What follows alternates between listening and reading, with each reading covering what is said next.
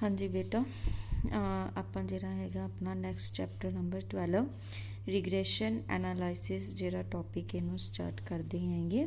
ਰਿਗਰੈਸ਼ਨ analysis ਜਿਹੜਾ ਹੈਗਾ ਇਹ ਕੋਰਿਲੇਸ਼ਨ ਤੋਂ ਨੈਕਸਟ ਟਾਈਪ ਆਪਣੇ ਕੋਲੇ ਜਿਹੜੀ ਆ ਜਾਂਦੀ ਹੈਗੀ। ਜਿਵੇਂ ਕਿ ਆਪਾਂ ਲਾਸਟ ਚੈਪਟਰ ਦੇ ਵਿੱਚ ਪੜ੍ਹਿਆ ਸੀਗਾ ਕਿ correlation analysis explains only the causal relationship between two variables. ਇਹ ਕੀ ਹੈ, ਦੋ ਵੇਰੀਏਬਲਸ ਦੇ ਵਿਚਕਾਰ ਸਿਰਫ ਆਪਾਂ ਨੂੰ ਕੈਜ਼ੂਅਲ ਰਿਲੇਸ਼ਨਸ਼ਿਪ ਦੱਸਦਾ ਹੈ। Correlation analysis fails to explain the effect of change in one variable on the value of another variable। Means ਕੀ ਹੈ, ਇਹ ਆਪਾਂ ਨੂੰ ਕੋਰਿਲੇਸ਼ਨ ਆਪਾਂ ਨੂੰ ਇਹ ਚੀਜ਼ ਨਹੀਂ ਦੱਸਦਾ ਹੈਗਾ ਗਾ ਕਿ ਜੇ ਇੱਕ ਵੇਰੀਏਬਲ ਦੇਖੋ ਆਪਾਂ ਨੂੰ ਜਿਹੜਾ ਕੋਰਿਲੇਸ਼ਨ ਸੀਗਾ ਇਹ ਦੱਸਦਾ ਸੀਗਾ ਕਿ ਦੋ ਜਿਹੜੇ ਵੇਰੀਏਬਲਸ ਹੈ ਉਹਨਾਂ ਦੇ ਵਿੱਚ ਕੀ ਰਿਲੇਸ਼ਨਸ਼ਿਪ ਹੈ, ਰਿਲੇਸ਼ਨਸ਼ਿਪ ਬਿਟਵੀਨ ਟੂ ਵੇਰੀਏਬਲਸ ਦੇ ਵਿੱਚ ਰਿਲੇਸ਼ਨਸ਼ਿਪ ਦੱਸਦਾ ਸੀ। ਪਰ ਇਹ ਨਹੀਂ ਦੱਸਦਾ ਸੀ ਕਿ ਜੇ ਇੱਕ ਵੇਰੀਏਬਲ ਦੇ ਵਿੱਚ ਚੇਂਜ ਹੁੰਦਾ ਆ ਜਾਂਦਾ ਤਾਂ ਦੂਸਰੇ ਵੇਰੀਏਬਲ 'ਤੇ ਉਹਦਾ ਕੀ ਅਸਰ ਪਏਗਾ। ਠੀਕ ਹੈ, the effect of change in one variable on the value of another variable, ਉਸ ਦਾ ਕੀ ਅਸਰ ਪਏਗਾ, ਇਸ ਚੀਜ਼ ਬਾਰੇ ਕੋਈ ਡਿਸਕਸ ਨਹੀਂ ਹੁੰਦਾ ਸੀ। Means in other words correlation analysis does not explain the cause and effect relationship between variables. Means ਇੱਥੇ ਕੀ ਕਹਿਣਾ ਚਾਹੁੰਦਾ ਹੈ ਕਿ ਕੋਰਿਲੇਸ਼ਨ ਆਪਾਂ ਨੂੰ ਇਹ ਨਹੀਂ ਦੱਸਦਾ ਕੋਜ਼ ਐਂਡ ਇਫੈਕਟ ਰਿਲੇਸ਼ਨਸ਼ਿਪ ਕਿ ਕਿਹੜਾ ਵੇਰੀਏਬਲ ਦੇ ਕਾਰਨ ਜਿਹੜਾ ਹੈਗਾ ਕਿ ਮਤਲਬ ਕਿਹੜਾ ਵੇਰੀਏਬਲ ਜਿਹੜਾ ਹੈਗਾ ਕਿਸ ਵੇਰੀਏਬਲ ਦੇ ਕਾਰਨ ਦੂਜੇ ਵੇਰੀਏਬਲ 'ਤੇ ਕੀ ਇਫੈਕਟ ਪੈ ਰਿਹਾ ਹੈਗਾ। ਇਸ ਚੀਜ਼ ਬਾਰੇ ਆਪਾਂ ਨੂੰ ਕੋਰਿਲੇਸ਼ਨ 'ਚ ਨਹੀਂ ਪਤਾ ਚੱਲਦਾ। ਆਪਾਂ ਨੂੰ ਸਿੰਪਲ ਜਿਹੜਾ ਬੇਟਾ ਕੋਰਿਲੇਸ਼ਨ 'ਚ ਇਹ ਪਤਾ ਚੱਲਦਾ ਸੀਗਾ ਕਿ ਜੇ ਇੱਕ ਚੀਜ਼ ਵੱਧ ਰਹੀ ਹੈ ਤਾਂ ਦੂਜੀ ਵੀ ਵੱਧ ਰਹੀ ਹੈ, ਜੇ ਇੱਕ ਘੱਟ ਰਹੀ ਹੈ ਤਾਂ ਦੂਜੀ ਵੀ ਘੱਟ ਰਹੀ ਹੈਗੀ। ਠੀਕ ਹੈ, ਤਾਂ ਆਪਾਂ ਉਹਨੂੰ ਕੀ ਹੈ ਕੋਰਿਲੇਸ਼ਨ ਕਹਿ ਦਿੰਦੇ ਸੀਗੇ। ਪਰ ਆਪਾਂ ਨੂੰ ਇਹਦੇ ਵਿੱਚ ਜਿਹੜਾ ਹੈਗਾ ਰਿਗਰੈਸ਼ਨ ਦੇ ਵਿੱਚ ਆਪਾਂ ਨੂੰ ਕਿਸ ਚੀਜ਼ ਬਾਰੇ ਪਤਾ ਚੱਲੇਗਾ, ਕੋਜ਼ ਐਂਡ ਇਫੈਕਟ ਬਾਰੇ ਪਤਾ ਚੱਲੇਗਾ ਕਿ ਇੱਕ ਚੀਜ਼ ਮੀਨਸ ਕੀ ਹੈਗਾ ਕਿ ਇੱਕ ਵੇਰੀਏਬਲ ਦੇ ਵਧਣ ਨਾਲ ਜਾਂ ਘਟਣ ਨਾਲ ਦੂਜੇ ਵੇਰੀਏਬਲ 'ਤੇ ਕਿਸ ਤਰ੍ਹਾਂ ਦਾ ਇਫੈਕਟ ਪੈਂਦਾ ਹੈਗਾ। ਤਾਂ ਉਦੋਂ ਆਪਾਂ ਗੱਲ ਕਰਦੇ ਹਾਂ। ਆ ਵੇਖੋ ਇਸ 'ਚ ਲਿਖਿਆ ਹੋਇਆ ਹੈਗਾ the average change in one variable due to a certain amount of change in other variable is called the regression analysis। Means ਇੱਕ ਵੇਰੀਏਬਲ ਦੇ ਵਿੱਚ ਚੇਂਜ ਹੋਣ ਨਾਲ ਦੂਸਰੇ ਵੇਰੀਏਬਲ ਦੇ ਵਿੱਚ ਜੋ ਚੇਂਜ ਹੁੰਦਾ ਹੈਗਾ, average change in one variable due to a certain amount of change in other variable, ਉਹਨੂੰ ਆਪਾਂ ਕੀ ਕਹਾਂਗੇ, ਰਿਗਰੈਸ਼ਨ ਐਨਾਲਾਈਸਿਸ ਕਹਾਂਗੇ। ਕਲੀਅਰ, ਇਸੇ ਚੀਜ਼ ਨੂੰ ਰਿਗਰੈਸ਼ਨ ਐਨਾਲਾਈਸਿਸ ਕਿਹਾ ਜਾਂਦਾ ਹੈ ਕਿ ਜਦੋਂ ਇੱਕ ਵੇਰੀਏਬਲ 'ਚ ਚੇਂਜ ਹੋਣ ਨਾਲ ਦੂਸਰੇ ਵੇਰੀਏਬਲ 'ਚ ਜੋ ਚੇਂਜ ਹੁੰਦੀ ਹੈ, ਜੋ ਐਵਰੇਜ ਚੇਂਜ ਹੁੰਦੀ ਹੈ, ਉਹਨੂੰ ਆਪਾਂ ਕਹਿੰਦੇ ਰਿਗਰੈਸ਼ਨ ਐਨਾਲਾਈਸਿਸ। ਇਸ ਚੀਜ਼ ਦੀ ਸਟੱਡੀ ਨੂੰ ਹੀ ਆਪਾਂ ਰਿਗਰੈਸ਼ਨ ਐਨਾਲਾਈਸਿਸ ਕਹਿਣੀ ਹੈਗੀ।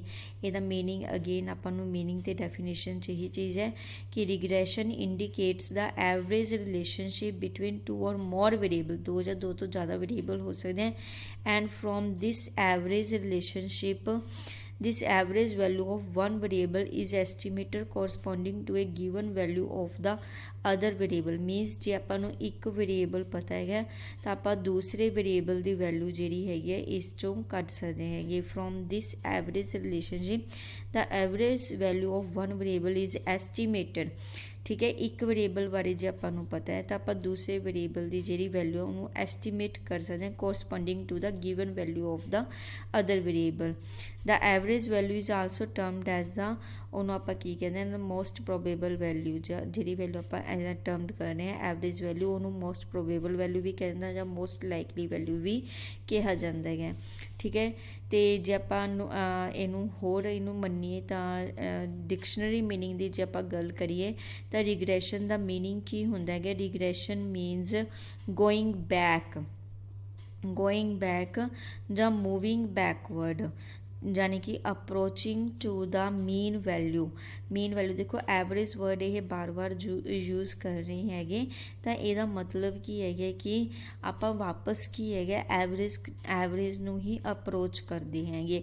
ਐਵਰੇਜ ਨੂੰ ਅਪਰੋਚ ਕਰਨਾ ਮੀਨਸ ਗੋਇੰਗ ਬੈਕ ਜਾਂ ਮੂਵਿੰਗ ਬੈਕਵਰਡ। ਰਿਗਰੈਸ਼ਨ ਦਾ ਮੀਨਿੰਗ ਕੀ ਹੁੰਦਾ, ਗੋਇੰਗ ਬੈਕ ਜਾਂ ਮੂਵਿੰਗ ਬੈਕਵਰਡ। ਮੀਨਸ ਕੀ ਹੈ, ਅਪਰੋਚਿੰਗ ਟੂ ਦਾ ਮੀਨਿੰਗ ਕਿੱਥੇ, ਗੋਇੰਗ ਬੈਕ ਦਾ ਮਤਲਬ ਕੀ ਹੈ ਬੈਕ ਕਿੱਥੇ ਜਾਣਾ ਆਪਾਂ ਨੇ, ਵਾਪਸ ਆਪਾਂ ਜਿਹੜਾ ਹੈਗਾ ਅਪਰੋਚਿੰਗ ਟੂ ਦਾ ਮੀਨ ਵੈਲਿਊ, ਜਿਹੜੀ ਆਪਣੀ ਐਵਰੇਜ ਵੈਲਿਊ ਆਪਾਂ ਹਮੇਸ਼ਾ ਉਹਨੂੰ ਹੀ ਅਪਰੋਚ ਕਰਦੇ ਹੈਗੇ। ਆਪਾਂ ਜੇ ਅੱਗੇ ਵੀ ਨਿਕਲ ਜਾਂਦੇ ਕੁਛ ਟਾਈਮ ਦੇ ਲਈ, ਠੀਕ ਹੈ, ਜਾਂ ਪਿੱਛੇ ਚਲੇ ਜਾਂਦੇ ਹਾਂ ਤਾਂ ਵਾਪਸ ਆਪਾਂ ਕੀ ਹੈਗਾ ਆਪਣੀ ਐਵਰੇਜ ਵੈਲਿਊ ਦੇ ਉੱਤੇ ਹੀ ਆ ਜਾਂਦੇ ਹੈਗੇ। ਇਸ ਬਾਰੇ ਬੇਟਾ ਇੱਕ ਐਗਜ਼ਾਮਪਲ ਹੈ।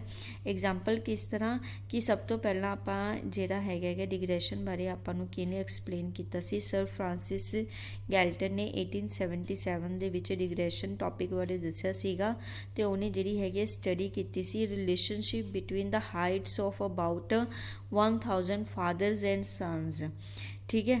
ਉਹਨੇ ਕੀ ਹੈ ਬੇਟਾ ਸਟੱਡੀ ਕੀਤੀ ਸੀਗੀ ਕਿ 1000 ਫਾਦਰਸ ਅਤੇ ਸਨਸ ਲੱਤੇ ਸੀ, ਉਹਨਾਂ ਦੀ ਹਾਈਟ ਦੇ ਬਾਰੇ ਜਿਹੜੀ ਹੈਗੀ ਹੈ ਸਟੱਡੀ ਕੀਤੀ ਸੀ। ਉਹਦੇ ਵਿੱਚ ਉਹਨੇ ਐਨਾਲਾਈਜ਼ ਕੀਤਾ ਗਾ ਕਿ ਜਿਹੜੇ ਟਾਲ ਫਾਦਰਸ ਹੁੰਦੇ ਆ ਉਹਨਾਂ ਦੇ ਬੇਟੇ ਜਿਹੜੇ ਸਨਸ ਹੁੰਦੇ ਆ ਉਹ ਵੀ ਟਾਲ ਹੁੰਦੇ ਆ, ਅਤੇ ਜਿਹੜੇ ਸ਼ੋਰਟ ਫਾਦਰ ਹੁੰਦੇ ਆ ਉਹਨਾਂ ਦੇ ਜਿਹੜੇ ਸਨਸ ਹੁੰਦੇ ਆ ਉਹ ਵੀ ਸ਼ੋਰਟ ਸਨਸ ਹੁੰਦੇ ਆ। ਇਨ ਐਡੀਸ਼ਨ ਜੇ ਆਪਾਂ ਕੱਢੀਏ ਤਾਂ ਆਪਾਂ ਨੂੰ ਇਹ ਰਿਜ਼ਲਟ ਮਿਲਿਆ ਸੀ the mean height of the sons of a group of tall father ਜਿਹੜੇ ਹੁੰਦੇ ਹੈਗੇ। ਐਕਚੁਅਲ ਦੇ ਵਿੱਚ ਕੀ ਸੀਗਾ ਕਿ ਜਿਹੜੇ ਟੋਲ ਫਾਦਰ ਸੀਗੇ ਉਹਨਾਂ ਦੇ ਜਿਹੜੇ ਸਨ ਸੀਗੇ ਉਹਨਾਂ ਦੀ ਥੋੜ੍ਹੀ ਹਾਈਟ ਹੈ ਜਿਹੜੀ ਉਹ ਆਪਣੇ ਫਾਦਰਸ ਨਾਲੋਂ ਘੱਟ ਸੀਗੀ, ਅਤੇ ਜਿਹੜੇ ਸ਼ੋਰਟ ਫਾਦਰ ਸੀਗੇ ਉਹਨਾਂ ਦੇ ਸਨਸ ਦੀ ਜਿਹੜੀ ਹਾਈਟ ਸੀ ਉਹ ਆਪਣੇ ਫਾਦਰਸ ਦੇ ਨਾਲੋਂ ਜ਼ਿਆਦਾ ਸੀਗੀ। Clear, more than that of the fathers ਨਾਲੋਂ ਜ਼ਿਆਦਾ ਸੀਗੀ। ਤਾਂ ਇੱਥੋਂ ਆਪਾਂ ਕੀ ਰਿਜ਼ਲਟ ਕੱਢਦੇ ਹਾਂ, ਦੇਖੋ ਟੋਲ ਸਨਸ ਦੀ ਜਿਹੜੀ ਹਾਈਟ ਹੈ ਉਹ ਆਪਣੇ ਫਾਦਰਸ ਨਾਲੋਂ ਘੱਟ ਹੈਗੀ, ਠੀਕ ਹੈ। ਟੋਲ ਅਤੇ ਸ਼ੋਰਟ ਜਿਹੜੇ ਸਨਸ ਉਹਨਾਂ ਦੀ ਹਾਈਟ ਆਪਣੇ ਫਾਦਰਸ ਦੇ ਨਾਲੋਂ ਥੋੜ੍ਹੀ ਜ਼ਿਆਦਾ ਹੈ। ਤਾਂ ਮੀਨਸ ਕੀ ਹੈ ਉਹ ਵਾਪਸ ਟੋਲ ਵਾਲੇ ਵਾਪਸ ਜਿਹੜੇ ਹੈਗੇ ਉਹ ਐਵਰੇਜ ਨੂੰ ਅਪਰੋਚ ਕਰ ਰਹੇ ਆ, ਮੀਨਸ ਉਹ ਹਾਈਟ ਆਪਣੀ ਥੋੜ੍ਹੀ ਜਿਹੀ ਘਟਾ ਰਹੇ ਹੈਗੇ, ਅਤੇ ਜਿਹੜੇ ਸ਼ੋਰਟ ਵਾਲੇ ਸੀਗੇ ਉਹ ਆਪਣੀ ਹਾਈਟ ਥੋੜ੍ਹੀ ਜਿਹੀ ਆਪਣੇ ਫਾਦਰਸ ਨਾਲੋਂ ਵਧਾ ਕੇ ਜਿਹੜੀ ਹੈਗੀ ਹੈ ਉਹ ਵੀ ਐਵਰੇਜ ਨੂੰ ਅਪਰੋਚ ਕਰਨ ਦੀ ਕੋਸ਼ਿਸ਼ ਕਰ ਰਹੇ ਹੈਗੇ। ਤਾਂ ਮੀਨਸ ਕੀ ਹੈਗਾ ਗੋਇੰਗ ਬੈਕ, ਉਹ ਕੀ ਹੈ ਬੈਕ ਜਾ ਰਹੇ ਹੈ ਤਾਂ ਕਿ ਵਾਪਸ ਉਹ ਆਪਣੀ ਜਿਹੜੀ ਐਵਰੇਜ ਹਾਈਟ ਹੈ, ਆਪਣੀ ਜਿਹੜੀ ਐਵਰੇਜ ਹਾਈਟ ਹੋਣੀ ਚਾਹੀਦੀ ਹੈ ਕਿ ਬਹੁਤੀ ਜ਼ਿਆਦਾ ਨਾ ਤਾਂ ਲੰਬੀ ਹੋਵੇ ਨਾ ਬਹੁਤੀ ਜ਼ਿਆਦਾ ਛੋਟੀ ਹੋਵੇ, ਉਸ ਤੋਂ ਨਿਕਲ ਕੇ ਆਪਣੀ ਜਿਹੜੀ ਐਵਰੇਜ ਹਾਈਟ ਆਪਾਂ ਉਹਨੂੰ ਕਰ ਸਕੀਏ। ਤਾਂ ਇਹ ਜਸਟ ਇੱਕ ਥਿਊਰੀ ਹੈ ਜੋ ਗੈਲਟਨ ਨੇ ਆਪਣੀ ਤਰਫ ਤੋਂ ਬਣਾਈ ਸੀ ਰਿਗਰੈਸ਼ਨ ਬਾਰੇ। ਜਦੋਂ ਇੱਕ ਟੌਪਿਕ ਦਿੱਤਾ ਸੀਗਾ, ਆਪਣਾ ਜਿਹੜਾ ਮੇਨ ਟੌਪਿਕ ਹੈ ਉਹ ਇਹੀ ਹੈ ਬੇਟਾ ਕਿ ਐਵਰੇਜ ਰਿਲੇਸ਼ਨਸ਼ਿਪ ਜਦੋਂ ਆਪਾਂ ਪਤਾ ਕਰਦੇ ਹਾਂ ਕਿ ਇੱਕ ਵੇਰੀਏਬਲ ਦੇ ਵਿੱਚ ਚੇਂਜ ਹੋਣ ਨਾਲ ਦੂਸਰੇ ਵੇਰੀਏਬਲ 'ਤੇ ਕੀ ਅਸਰ ਪੈਂਦਾ ਹੈਗਾ, ਉਹਨੂੰ ਆਪਾਂ ਕੀ ਕਹਿ ਦਿੰਦੇ ਹੈਗੇ, ਉਹਨੂੰ ਆਪਾਂ ਰਿਗਰੈਸ਼ਨ ਕਹਿਣੀ ਹੈਗੀ। ਕਲੀਅਰ, ਉਸ ਤੋਂ ਬਾਅਦ ਇਹਦੀਆਂ ਕੁਛ ਆਹ ਡੈਫੀਨੇਸ਼ਨਸ ਲਿਖੀਆਂ ਹੋਈਆਂ, ਤੁਸੀਂ ਇਹਨਾਂ ਨੂੰ ਰੀਡ ਕਰ ਸਕਦੇ ਹੋ। ਜਿਵੇਂ ਬਲੇਅਰ ਦੀ ਡੈਫੀਨੇਸ਼ਨ ਹੈ, regression is the measure of the average relationship between 2 or more variables in terms of the original units of data. ਇਹ ਕੀ ਹੈਗਾ ਕਲੀਅਰ। ਤਾਂ ਨੈਕਸਟ ਆਪਣੇ ਕੋਲ ਆ ਜਾਂਦੇ ਟਾਈਪਸ ਆਫ ਰਿਗਰੈਸ਼ਨ ਐਨਾਲਾਈਸਿਸ। ਜਿਹੜੇ ਰਿਗਰੈਸ਼ਨ ਐਨਾਲਾਈਸਿਸ ਇਹਦੀਆਂ ਟਾਈਪਸ ਜਿਹੜੀਆਂ ਹੈਗੀਆਂ ਆ ਜਾਂਦੀਆਂ। ਫਸਟ ਆਪਣੇ ਕੋਲ simple and multiple regression. Simple ਅਤੇ ਮਲਟੀਪਲ ਰਿਗਰੈਸ਼ਨ 'ਚ ਕਹਿੰਦੇ when there are only 2 variables under consideration. ਜਦੋਂ ਆਪਣੇ ਕੋਲ ਸਿਰਫ 2 ਹੀ ਵੇਰੀਏਬਲਸ ਹੁੰਦੇ ਆ ਉਦੋਂ ਆਪਾਂ ਉਹਨੂੰ ਕੀ ਕਹਿ ਦਿੰਦੇ ਹੈਗੇ ਸਿੰਪਲ ਰਿਗਰੈਸ਼ਨ ਕਹਿੰਦੇ ਆ। 2 ਵੇਰੀਏਬਲਸ ਦਾ ਮਤਲਬ ਕੀ ਹੈਗਾ, ਜਦੋਂ ਆਪਣੇ ਕੋਲ ਐਕਸ ਅਤੇ ਵਾਈ ਸਿਰਫ 2 ਹੀ ਵੇਰੀਏਬਲਸ ਹੈ, ਐਕਸ ਅਤੇ ਵਾਈ, ਜਿਹਦੇ ਵਿੱਚੋਂ ਇੱਕ ਵੇਰੀਏਬਲ ਕੀ ਹੋਏਗਾ ਡਿਪੈਂਡੈਂਟ ਵੇਰੀਏਬਲ ਹੋਏਗਾ ਅਤੇ ਇੱਕ ਵੇਰੀਏਬਲ ਡਿਪੈਂਡੈਂਟ ਵੇਰੀਏਬਲ ਹੋਏਗਾ ਅਤੇ ਦੂਸਰਾ ਇੰਡੀਪੈਂਡੈਂਟ ਵੇਰੀਏਬਲ ਹੋਏਗਾ, ਤਾਂ ਆਪਾਂ ਉਹਨੂੰ ਕੀ ਕਹਾਂਗੇ ਸਿੰਪਲ ਰਿਗਰੈਸ਼ਨ ਕਹਾਂਗੇ। ਦੇਖੋ ਬੇਟਾ ਵੇਰੀਏਬਲਸ ਜਿਹੜੇ ਹੁੰਦੇ ਆ ਉਹ ਹਮੇਸ਼ਾ ਕੀ ਹੁੰਦੀ ਹੈਗੇ, ਜਾਂ ਤਾਂ ਡਿਪੈਂਡੈਂਟ ਵੇਰੀਏਬਲਸ ਹੁੰਦੇ ਆ, ਜਾਂ ਤੁਹਾਨੂੰ ਛੋਟੀ ਕਲਾਸ ਦੇ ਵਿੱਚ ਕਰਵਾਇਆ ਹੋਏਗਾ ਜਦੋਂ ਵੀ ਆਪਾਂ ਇਕੁਏਸ਼ਨਸ ਕਰਦੇ ਹੁੰਦੇ ਹਾਂ ਨਾ। ਦੇਖੋ ਬੇਟਾ ਹਾਂ ਐਫ ਐਕਸ ਟਾਈਪ ਦੀਆਂ ਜਦੋਂ ਆਪਾਂ ਇਕੁਏਸ਼ਨਸ ਕਰਦੇ ਹੁੰਦੇ ਹਾਂ ਤਾਂ ਆਪਾਂ ਵੇਰੀਏਬਲਸ ਲੈਂਦੇ ਹੁੰਦੇ ਹਾਂ। ਜਦੋਂ ਆਪਾਂ ਇਕੁਏਸ਼ਨ ਲਿਖਦੇ ਹਾਂ y=x² + 2x + 3, ਤਾਂ ਐਕਸ ਅਤੇ ਵਾਈ ਕੀ ਹੈ ਦੋਨੇ ਆਪਣੇ ਕੋਲ ਕੀ ਹੈ ਵੇਰੀਏਬਲਸ ਹੁੰਦੇ ਹੈਗੇ। ਐਕਸ ਅਤੇ ਵਾਈ ਦੋਨੋਂ ਵੇਰੀਏਬਲਸ ਹੈ, ਜਿਹਦੇ ਵਿੱਚ ਐਕਸ ਕੀ ਹੁੰਦਾ ਹੈ ਇੰਡੀਪੈਂਡੈਂਟ ਵੇਰੀਏਬਲ ਹੁੰਦਾ ਹੈ। ਦੇਖੋ ਆਪਾਂ ਕੀ ਕਰਦੇ ਹੁੰਦੇ ਸੀ 9th 10th ਕਲਾਸ ਦੇ ਵਿੱਚ, ਆਪਾਂ ਮੈਥ 'ਚ ਕੀ ਕਰਦੇ ਸੀ, ਆਪਾਂ ਨੂੰ ਗ੍ਰਾਫ ਬਣਾਉਣ ਨੂੰ ਕਹਿ ਦਿੰਦੇ ਸੀਗੇ। ਗ੍ਰਾਫ ਬਣਾਉਣ ਵਾਸਤੇ ਆਪਾਂ ਨੂੰ ਐਕਸ ਅਤੇ ਵਾਈ ਦੀਆਂ ਵੈਲਿਊਜ਼ ਚਾਹੀਦੀਆਂ ਸੀ, ਆਪਾਂ ਕੀ ਕਰਦੇ ਸੀ ਪੁੱਟ ਕਰ ਦਿੰਦੇ ਸੀਗੇ ਕਿ ਪੁੱਟ x = 1, ਐਕਸ ਦੀ ਵੈਲਿਊ 1 ਪੁੱਟ ਕਰਦੇ ਆਪਣੇ ਕੋਲ y ਦੀ ਵੈਲਿਊ ਆ ਜਾਂਦੀ। ਫਿਰ ਤੁਸੀਂ x ਦੀ ਵੈਲਿਊ 0 ਪੁੱਟ ਕਰਦੇ y ਦੀ ਵੈਲਿਊ वैल्यू ਉਹਦੇ ਅਕੋਰਡਿੰਗ ਆ ਜਾਂਦੀ, ਫਿਰ x ਦੀ ਵੈल्यू 2 ਪੁੱਟ ਕਰਦੇ ਉਹਦੇ ਅਕੋਰਡਿੰਗ y ਦੀ। ਇਸ ਤਰ੍ਹਾਂ ਇਸ ਤੋਂ ਤੁਹਾਨੂੰ ਕੀ ਪਤਾ ਚੱਲਦਾ ਕਿ ਜਿਹੜੀ y ਦੀ ਵੈल्यू ਉਹ ਕਿਸ 'ਤੇ ਡਿਪੈਂਡ ਕਰ ਰਹੀ ਹੈ, x 'ਤੇ ਡਿਪੈਂਡ ਕਰ ਰਹੀ ਹੈ, ਜਦ ਕਿ x ਦੀ ਵੈल्यू ਤੁਸੀਂ ਆਪਣੀ ਮਰਜ਼ੀ ਦੇ ਨਾਲ ਲੈ ਰਹੇ ਹੋਗੇ। ਤਾਂ ਮੀਨਸ ਕੀ ਹੋ ਗਿਆ, x is the independent variable ਜਿਹਨੂੰ ਤੁਸੀਂ ਆਪਣੀ ਮਰਜ਼ੀ ਨਾਲ ਲੈ ਰਹੇ ਹੋ, ਜਦ ਕਿ y ਕੀ ਹੋ ਗਿਆ, ਡਿਪੈਂਡੈਂਟ ਹੋ ਗਿਆ ਜਿਹੜਾ ਕਿ x 'ਤੇ ਡਿਪੈਂਡ ਕਰ ਰਿਹਾ ਹੈਗਾ, ਇਸ ਇਕੁਏਸ਼ਨ 'ਤੇ ਡਿਪੈਂਡ ਕਰ ਰਿਹਾ। ਤਾਂ y is the dependent variable ਆਪਾਂ ਇਹਨੂੰ ਕਹਾਂਗੇ। ਤਾਂ ਮੀਨਸ ਜਦੋਂ ਸਿਰਫ ਆਪਣੇ ਕੋਲ ਦੋ ਹੀ ਵੇਰੀਏਬਲਸ ਹੋਣ ਇਕੁਏਸ਼ਨ ਦੇ ਵਿੱਚ, ਇਹ ਇਕੁਏਸ਼ਨ ਵੀ ਬੇਟਾ ਸਿਰਫ ਇਸੇ ਤਰ੍ਹਾਂ ਦੀ ਇਕੁਏਸ਼ਨ ਹੈਗੀ ਤੁਹਾਡੇ ਕੋਲੇ।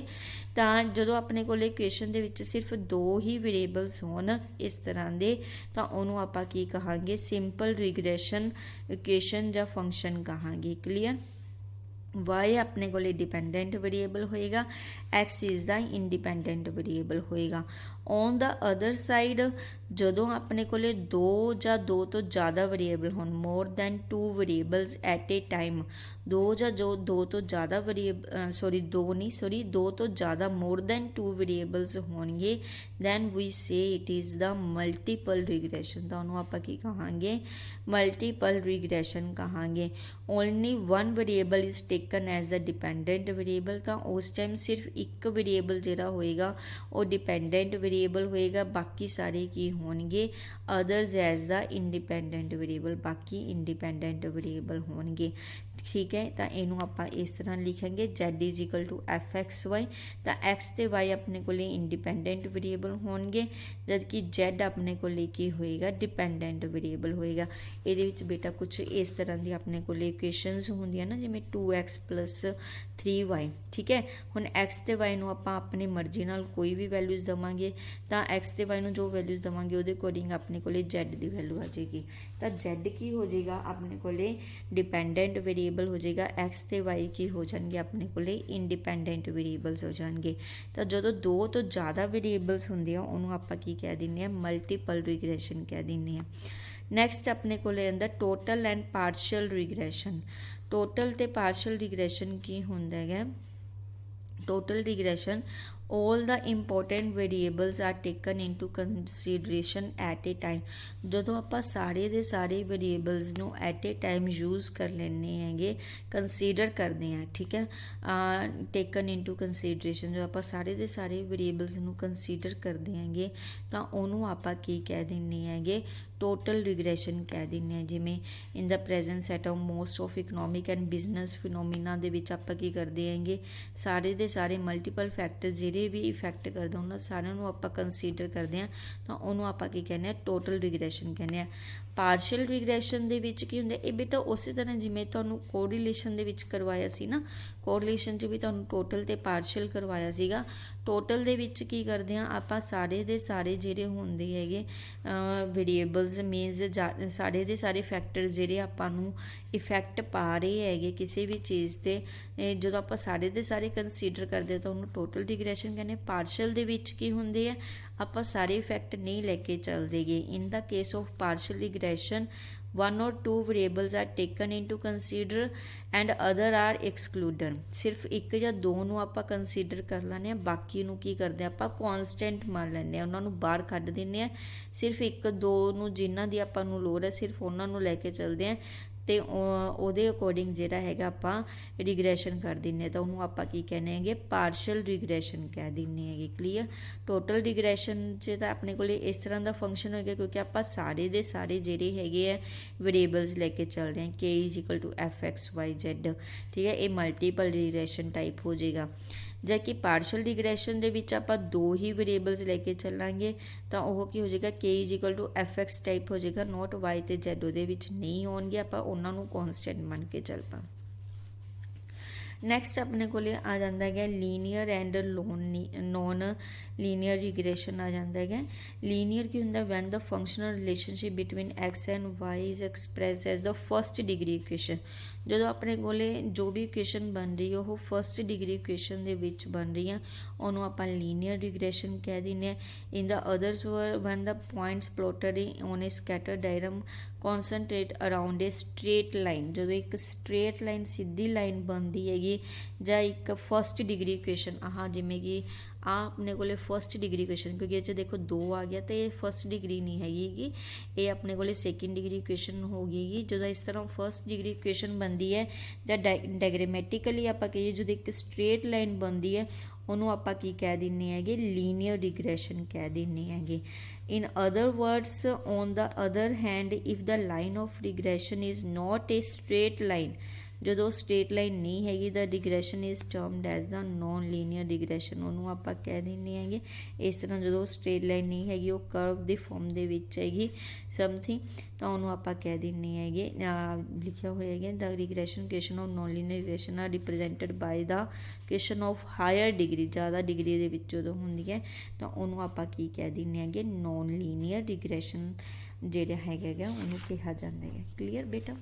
ਉਸ ਤੋਂ ਬਾਅਦ ਨੈਕਸਟ ਆਪਣੇ ਕੋਲ ਜਿਹੜਾ ਆ ਜਾਂਦਾ ਹੈ that is the comparison between the correlation and regression. ਇਹਨਾਂ ਦੋਨਾਂ ਦੇ ਵਿੱਚ ਕੰਪੈਰੀਜ਼ਨ ਆ ਜਾਂਦਾ ਹੈਗਾ ਕਿ ਕੋਰਿਲੇਸ਼ਨ ਤੇ ਰਿਗਰੈਸ਼ਨ 'ਚ ਕੀ ਹੁੰਦਾ ਹੈਗਾ। ਜਿਵੇਂ ਕੋਰਿਲੇਸ਼ਨ ਐਨਾਲਾਈਸਿਸ ਸਟੱਡੀਜ਼ ਦਾ ਕੋਵੇਰੀਏਬਿਲਿਟੀ ਬਿਟਵੀਨ ਟੂ ਵੇਰੀਏਬਲਸ, ਇਹਦੇ ਵਿੱਚ ਤਾਂ ਸਿਰਫ ਆਪਾਂ ਕੋਵੇਰੀਏਬਿਲਿਟੀ ਜਿਹੜੀ ਹੈਗੀ ਉਹ ਚੈੱਕ ਕਰਦੇ ਹਾਂ ਕਿ it tells whether the two variable move in the same direction 'ਚ ਜਾ ਰਿਹਾ ਜਾਂ ਆਪੋਜ਼ਿਟ ਡਾਇਰੈਕਸ਼ਨ 'ਚ ਜਾ ਰਿਹਾ। ਜਦ ਕਿ ਇਹਦੇ ਵਿੱਚ ਰਿਗਰੈਸ਼ਨ 'ਚ ਆਪਾਂ ਨੂੰ ਪਤਾ ਚੱਲਦਾ ਹੈਗਾ ਐਕਸਪ੍ਰੈਸ ਦਾ ਐਵਰੇਜ ਰਿਲੇਸ਼ਨਸ਼ਿਪ ਬਿਟਵੀਨ, ਇਹ ਆਪਾਂ ਨੂੰ ਐਵਰੇਜ ਰਿਲੇਸ਼ਨਸ਼ਿਪ ਬਾਰੇ ਦੱਸ ਰਿਹਾ ਬਿਟਵੀਨ ਟੂ ਔਰ ਮੋਰ ਵੇਰੀਏਬਲਸ ਦੇ ਵਿਚਕਾਰ। ਕਲੀਅਰ ਕਿ ਦੋਨਾਂ ਦੇ ਵਿਚਕਾਰ ਕਿੰਨਾ ਰਿਲੇਸ਼ਨਸ਼ਿਪ, ਐਵਰੇਜ ਰਿਲੇਸ਼ਨਸ਼ਿਪ ਦੱਸੇਗਾ। Correlation and does not explain cause and effect relationship, ਇਹ ਤੁਹਾਨੂੰ ਸਟਾਰਟਿੰਗ 'ਚ ਦੱਸਿਆ ਸੀ। ਕੋਜ਼ ਅਤੇ ਇਫੈਕਟ ਰਿਲੇਸ਼ਨਸ਼ਿਪ ਬਾਰੇ ਨਹੀਂ ਪਤਾ ਚੱਲਦਾ, ਜਦਕਿ ਇਹਦੇ ਵਿੱਚ ਆਪਾਂ ਨੂੰ ਕੋਜ਼ ਅਤੇ ਇਫੈਕਟ ਰਿਲੇਸ਼ਨਸ਼ਿਪ ਬਾਰੇ ਪਤਾ ਚੱਲਦਾ ਹੈ। ਮੀਨਸ ਕਿ ਇਹਦੇ ਵਿੱਚ ਇੱਕ ਇੰਡੀਪੈਂਡੈਂਟ ਵੇਰੀਏਬਲ ਹੁੰਦਾ ਹੈ, ਇੱਕ ਡਿਪੈਂਡੈਂਟ ਵੇਰੀਏਬਲ ਹੁੰਦਾ ਹੈਗਾ। The variable expressing cause is taken as the independent variable, ਜਿਹੜਾ ਕਾਰਨ ਦੱਸਦਾ ਉਹ ਇੰਡੀਪੈਂਡੈਂਟ ਵੇਰੀਏਬਲ ਹੈ।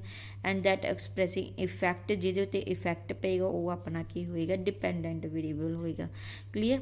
ਜਿਹਦੇ ਕਰਕੇ ਹੋਏਗਾ ਉਹ ਕੀ ਹੋਏਗਾ, ਇੰਡੀਪੈਂਡੈਂਟ ਵੇਰੀਏਬਲ, ਅਤੇ ਜਿਹਦੇ ਉੱਤੇ ਇਫੈਕਟ ਪਏਗਾ ਓਬਵੀਅਸਲੀ ਉਹ ਡਿਪੈਂਡੈਂਟ ਵੇਰੀਏਬਲ ਹੋਏਗਾ। ਅਤੇ ਇਫ ਦੇਅਰ ਇਜ਼ ਕੋਰਿਲੇਸ਼ਨ ਦੇ ਵਿੱਚ ਕੀ ਹੁੰਦਾ ਹੈਗਾ, there is a mathematical statistical relation between the variable giving the value of R, but ਇਹਦੇ ਵਿੱਚ ਕੀ ਹੈ ਆਪਾਂ ਨੂੰ ਆਰ ਜਿਹੜਾ ਹੈਗਾ ਆਪਾਂ ਆਰ ਫਾਈਂਡ ਆਊਟ ਕਰਦੇ ਹਾਂ, but logically the relationship does note exist.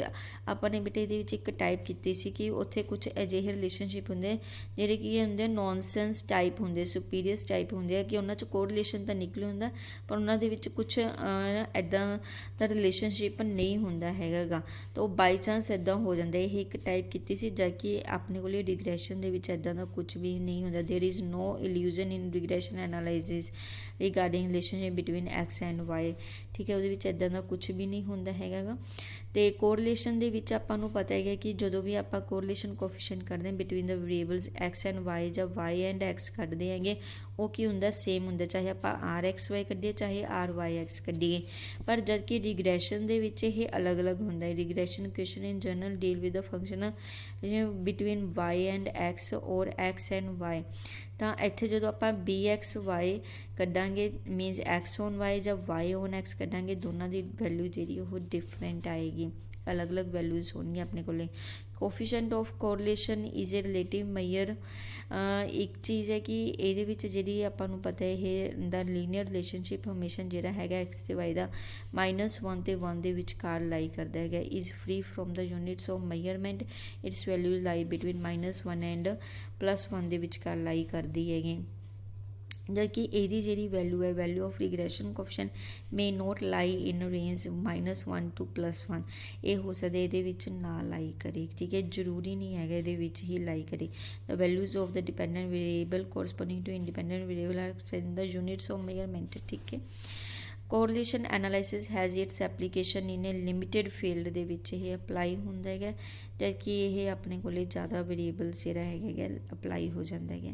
Next ਆਪਣੇ ਕੋਲ ਓਬਜੈਕਟਿਵਸ ਆ ਜਾਂਦੀ, ਆਪਾਂ ਇਹ ਅਗਲੇ ਲੈਕਚਰਸ ਕਰਦੇ ਹਾਂ। ਥੈਂਕ ਯੂ ਬੇਟਾ।